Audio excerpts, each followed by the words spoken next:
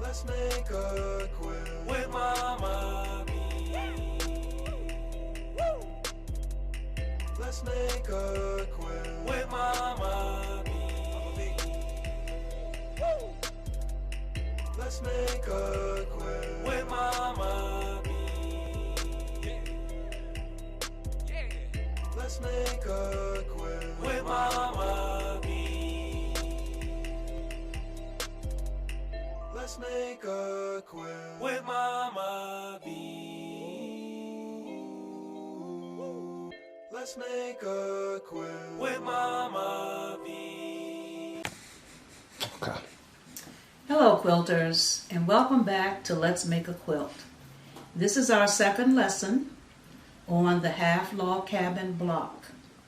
And today I'm going to show you how to set your blocks on point. The point setting is a very beautiful setting, and you can use it over and over again once you understand that you have to have fillers. And in our case, these fillers are going to be triangles such as the ones you see here on the table. So you have completed your 18 blocks, and you can see by our sample right here we need 18 blocks for our setting. You have completed your 18 blocks, and now you're ready to get those blocks set. Before you do that, you have to use your background fabric to create the triangles needed to help set your blocks on point.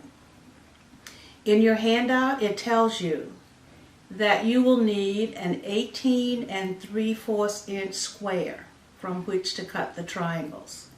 It also tells you that you need to cut a strip of fabric that is 19 inches wide.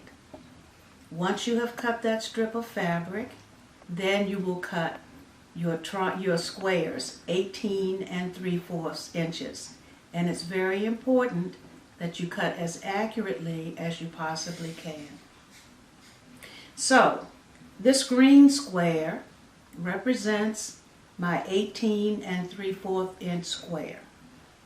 And I have another square under here that I'm going to use in a minute. I'm going to put that aside. And so I've got a square here. And you can see that this square is a little bit smaller than yours, but I'm using this for demonstration purposes. The first thing you're told to do in your handout is to take your ruler and a marker and draw a line 1/4 of an inch around the perimeter of the square. So I'm going to do that right now. I'm using a permanent marker because I want you to see this. You, of course, will use a pencil or something that is light so that it won't show later on.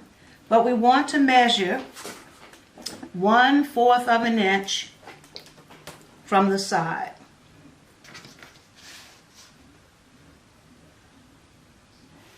And we draw this line.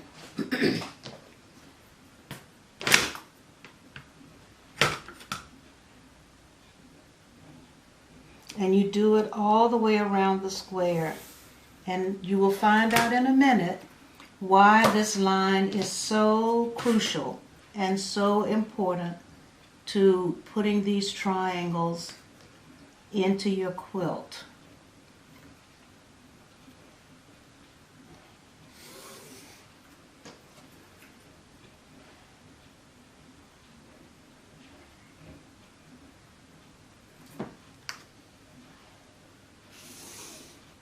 Okay, now that I have done that, I'm all set to cut this in half on the diagonal. And once again, you're going to use your ruler, and you want to go very accurately from corner to corner.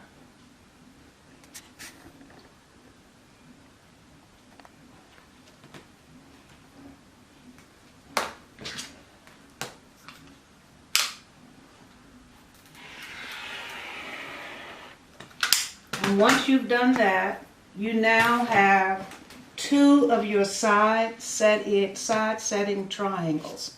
Just as these are side setting triangles on this miniature quilt, just for demonstration.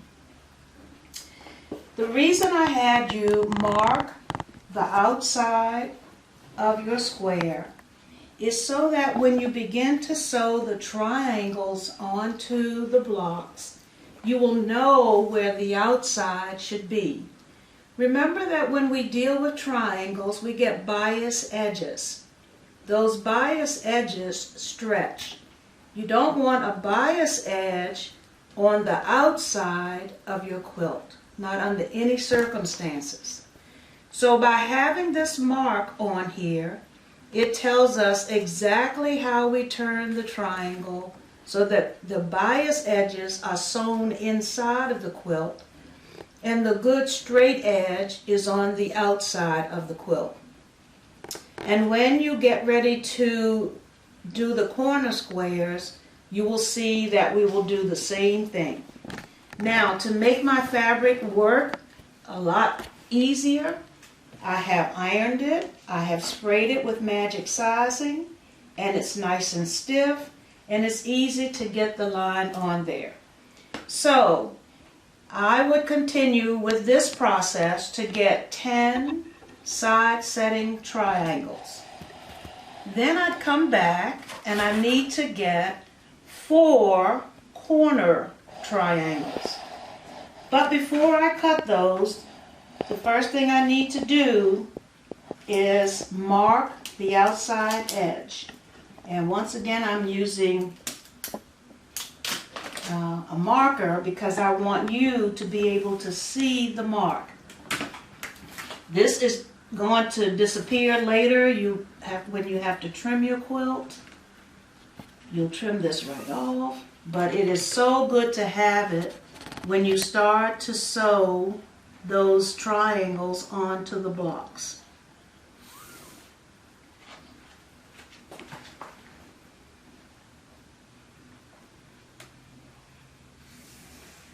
Okay, now this is a corner triangle. This is a square for making the corner triangles, I'm sorry. And so according to your directions in your handout, we're going to cut this square into 4 triangles on the diagonal. And while the first one was cut in 2 triangles, we need 4 of these because we have 4 corners.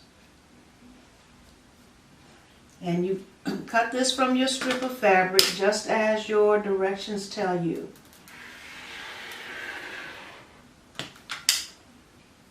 Without moving them, I'll just turn the ruler and cut on the next diagonal.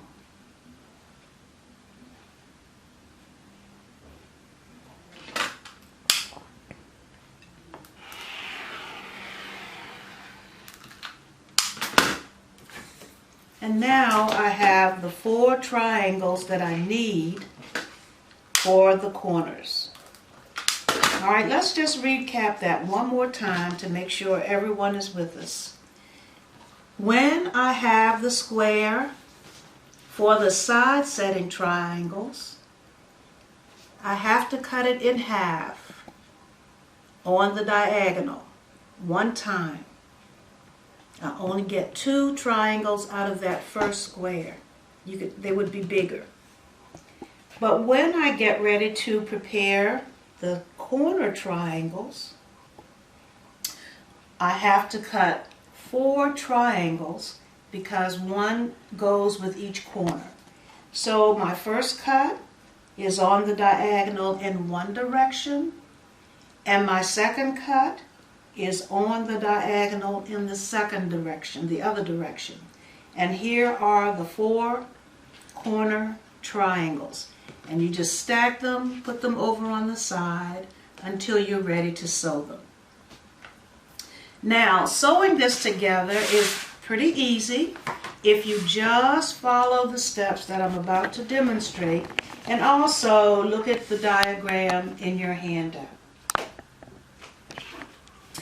When you start to sew this, you want to take a corner triangle, it doesn't matter which one, start at a corner, take a corner triangle, turn it so that there are right sides together.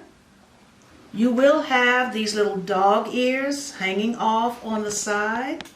Make sure that they're about the same size. One way to help you do that, if you'd like, is you can fold this and then make sure that crease is in the middle of the block. Whatever way works for you is going to be fine. Okay, remember also we don't want to handle triangles too much because triangles have bias edges and triangles will stretch, and then we have trouble getting them into our quilt. Alright, I'm going to stitch this together, and if it helps you, by all means, use a pin, at least one. Alright, so I'm going to start sewing these triangles on and sewing the rows. And since this little dog ear hangs out, don't worry too much about what's hanging over.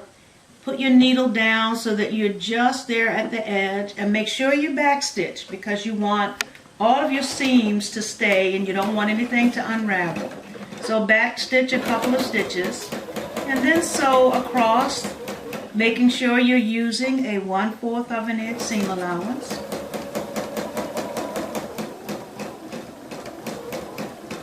And then backstitch at the end of the seam.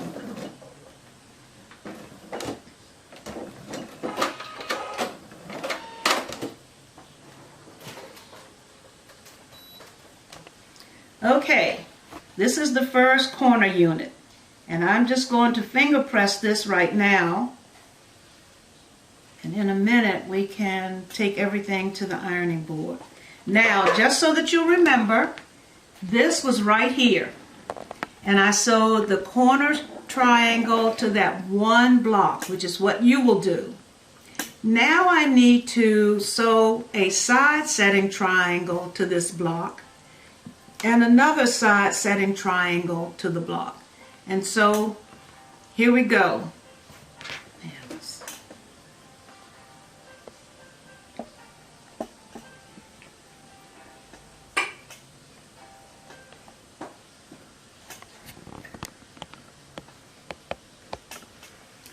And notice how that looks on there. Remember, we know, see, I can lay this down and pick it up again because I've given myself this clue. Okay? And I know exactly how to turn that triangle so that I don't sew it incorrectly. Now I'm just going to turn it over, right sides together. I want to match these corners. Going to put a pin, and you can see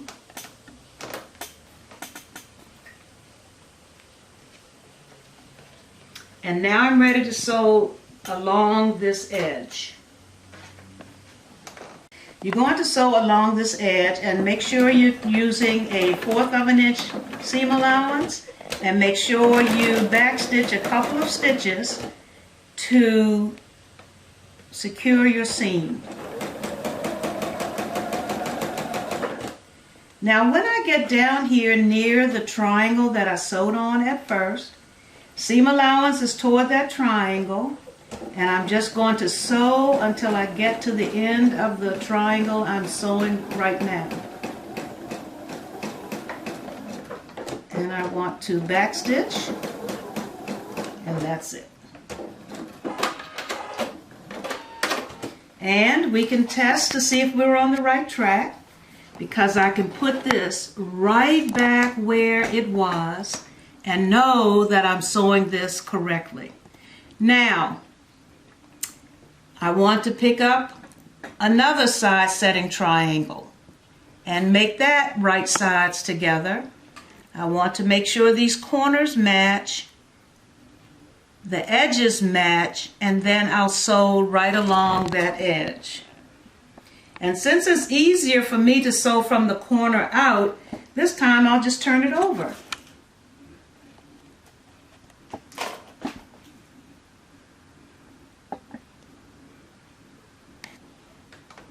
And here we go. Remember to backstitch a couple of stitches to secure your seam. Remember to use a 1/4 of an inch seam allowance.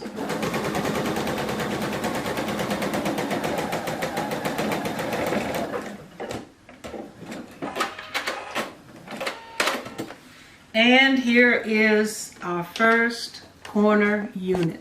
Now I'm going to take that to the ironing board and iron all of the, press all of this flat. Okay, now we've got our whole unit together.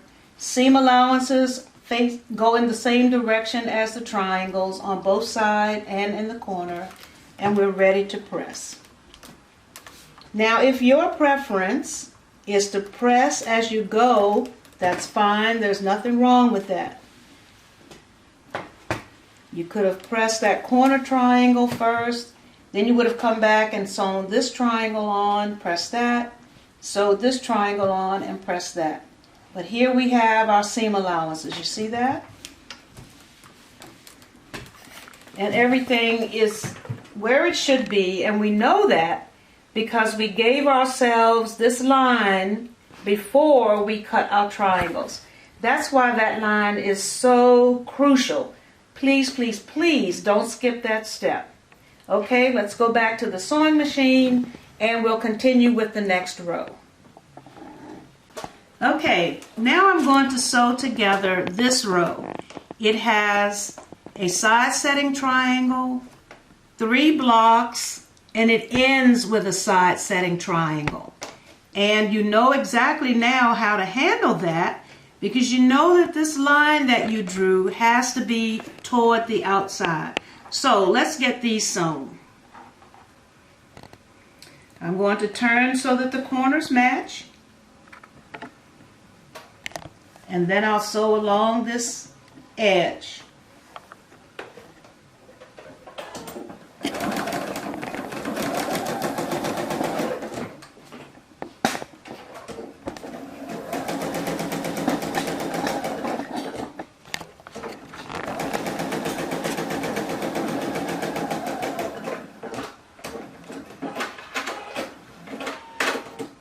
Okay, here's the beginning of that row.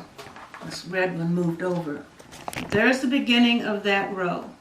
And now I'm going to pick up the second block and sew that on.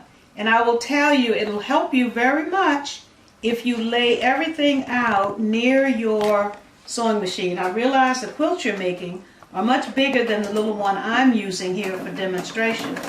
But have it all laid out so that you'll know exactly what to pick up and when.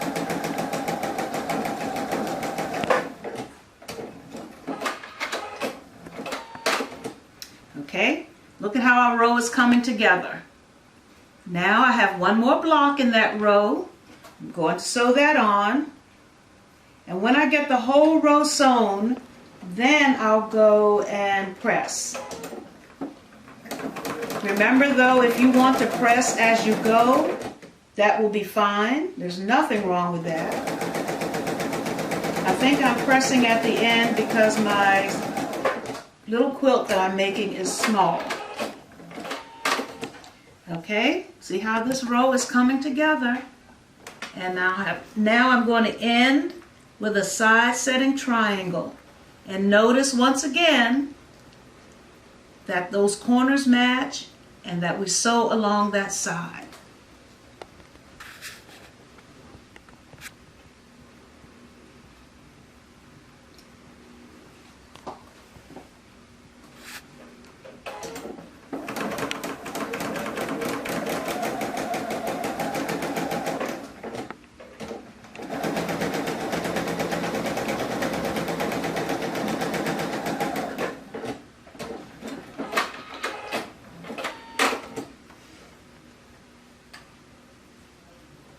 Okay, we have sewn the second row, and now we need to go to the ironing board and press that row. All right, here's our row that we just sewed. I'm going to press all of these seam allowances in one direction. Then when I sew the next row, I'll press all of those seam allowances in the opposite direction, so that the blocks will nestle very easily together when we get ready to sew the rows together.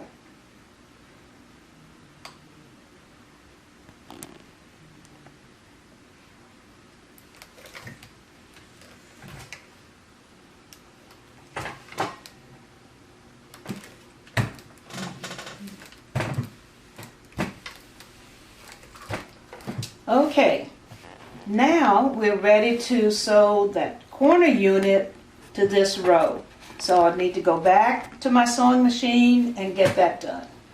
I said I was going to sew this corner unit to this row. And so let's get that pinned so that you can see exactly what is necessary to get that done. I'm going to just flip the corner unit over. That lets me know that I want to sew it to this side of the row and not that side of the row. That's another reason you want things all laid out, because then they guide you as you sew. And here we go. And I do like to use pins, or sometimes I use my clips. I do want to make sure these seam allowances match.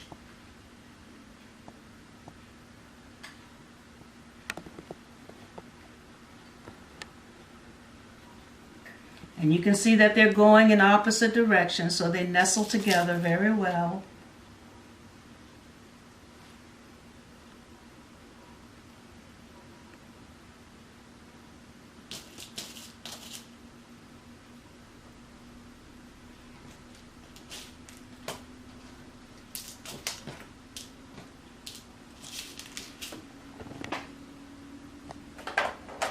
Okay. Corner unit and first row are going to be sewn together. And here we go. Make sure you fasten your stitches when you start in the row by back stitching a couple of stitches. Once you sew this, you don't want it to pull out. You don't want the seams to pull out. Okay. And you want to keep that 1/4 of an inch seam allowance.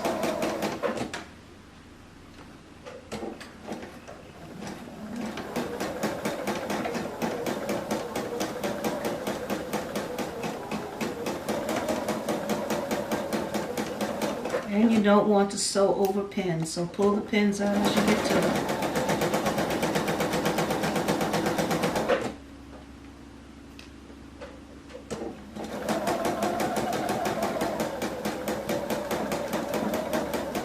Okay.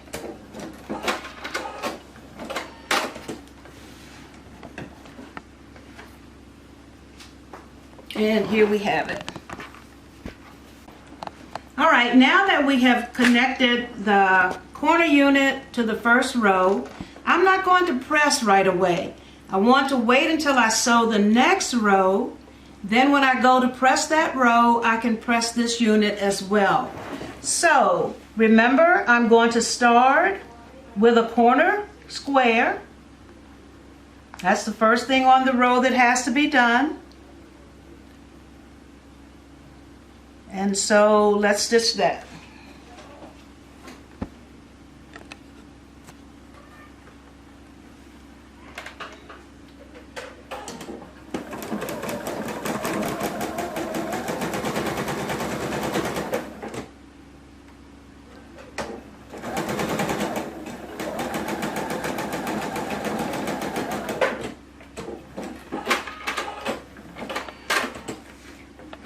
Okay. That's done.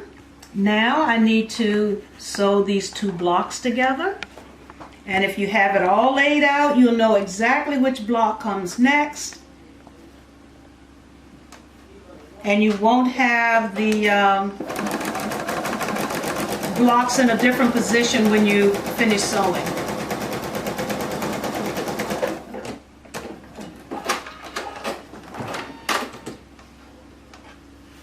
Okay, we're up to the green block.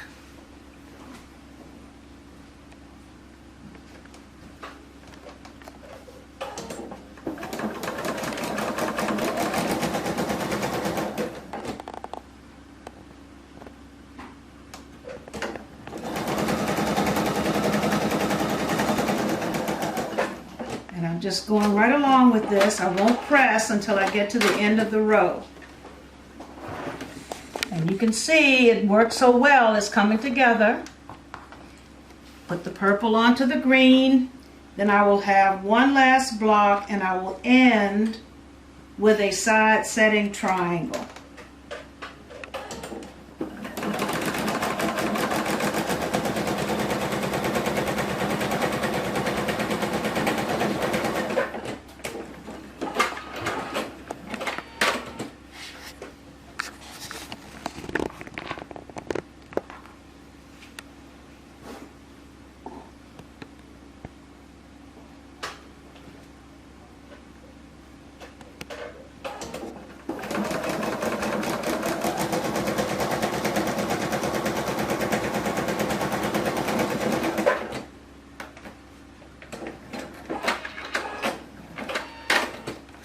Okay, and the last thing I need for this particular row is the side setting triangle. And I don't have to guess as to where it needs to be sewn because I have my clue out here on the outside.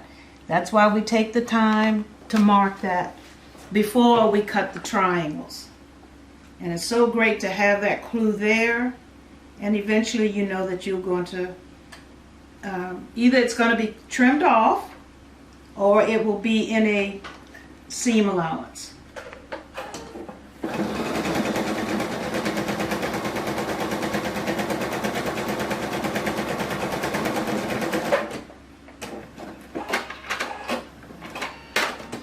Okay, and so there we have it. We've got the first unit, the corner unit, the first row, second row. Let's go to the ironing board, press all of this, and we only have one more seam for this particular quilt. Okay, here is our first unit, the corner unit. And now I need to press this seam that we made when we sewed the corner unit to the first row. And I am going, it seems to want to turn up. I'm not going to fight it. I'll let it turn toward the corner unit. It also means that all of my other seam allowances will be pressed in the same direction.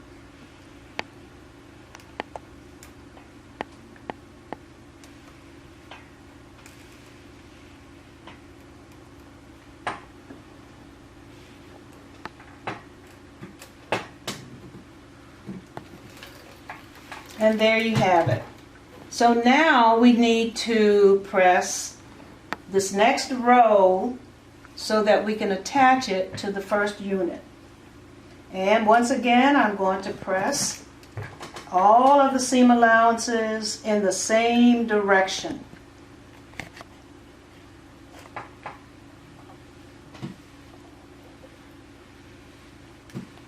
And these are going in the direction opposite to which I pressed the seam allowances in the first row. And I know that because I turned the row around. And so now, this is what I need to stitch. And you see how that's coming together? That's exactly what you're going to do with yours. You get that nice edge there, there's your corner, here's a corner, and we go up to get the other corner. So now I'll take this to my sewing machine and stitch it, and we have one more seam we need to make to complete this little quilt.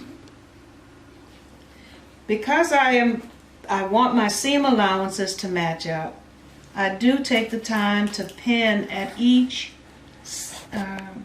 intersection of the seam allowances, because I don't want those to not match. And if you feel you need to add more pins than this, by all means do that. Do whatever makes you feel comfortable to complete this seam.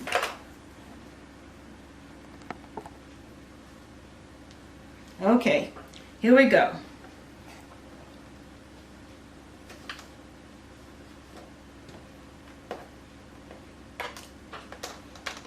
And you're going to back stitch each time.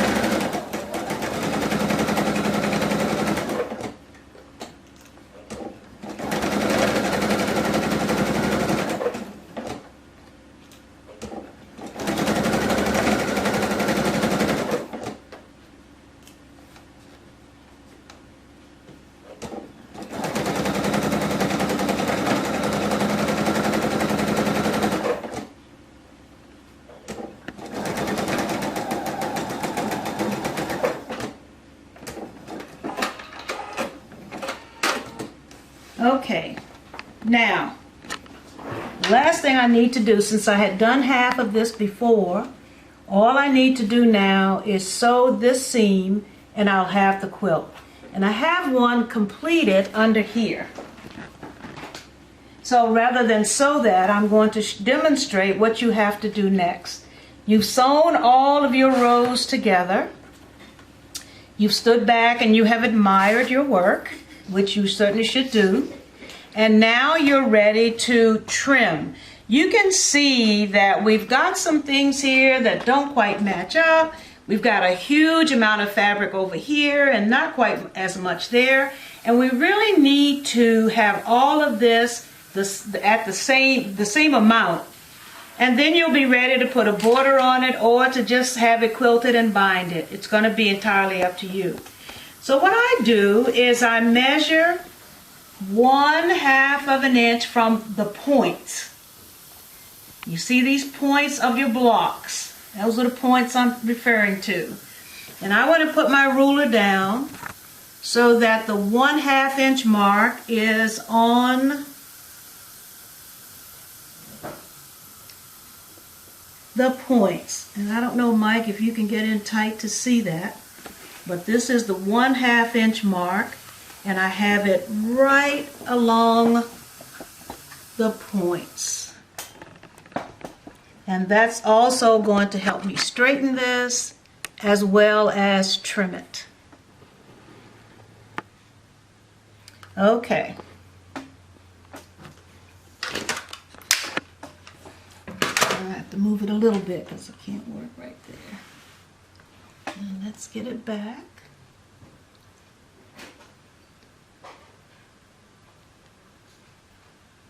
Okay. And here we go.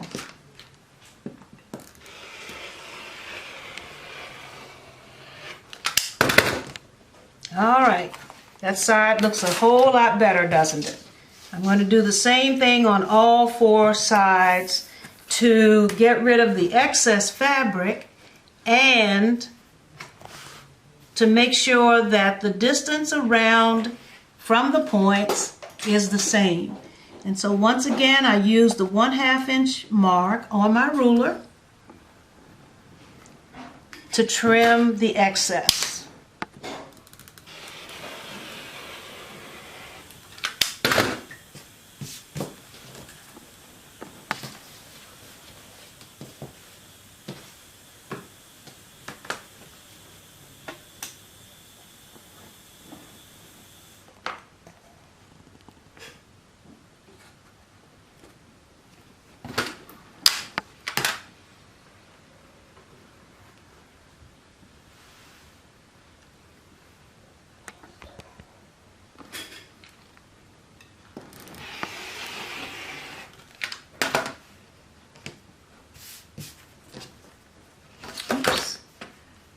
Bit here that I didn't trim.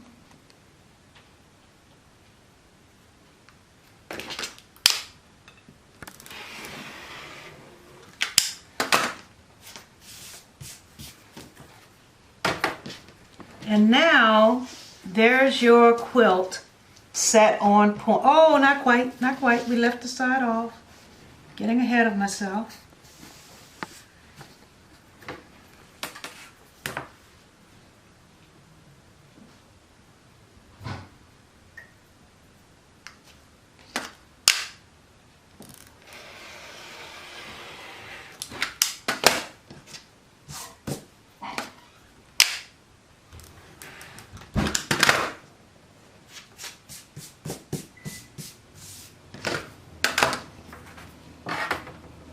Now we have our quilt set on point. It's ready for you to add whatever border or borders you want. And when you sew your border or borders on, if you just want to have it quilted and put a binding on it, here's what you have that will help you to not lose your points. The reason I measure 1/2 of an inch from the point to the outside is because I know I'm going to use a 1/4 of an inch seam allowance along here, and if I have a 1/2 of an inch out there to work with, I have way more than I need to leave all of my points alone. So there's no need to sew and lose your points. because you're going to keep a 1/4 of an inch seam allowance, and you will then still have 1/4 of an inch that will protect those points. Alright, here is my finished quilt, and I wanted to show you where the points are. When I put my first border on, I still have 1/4 of an inch between the point and the border. So I still have all of my points here.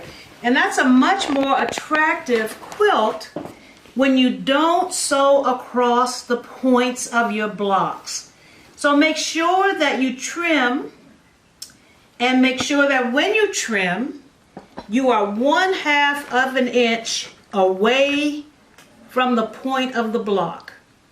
And if you do that, you won't sew off any of those points, and you'll be very, very pleased with the finished product. Okay, quilters, that's it for today. I do need to mention the shirt. It is one more of those shirts that my daughter created for me, and if you're interested, let me know. And I hope you have a good time with this quilt. It's a very pretty quilt when it's completed, and that you will use the on-point setting for many more of your other quilts to be made. Happy quilting! Bye-bye!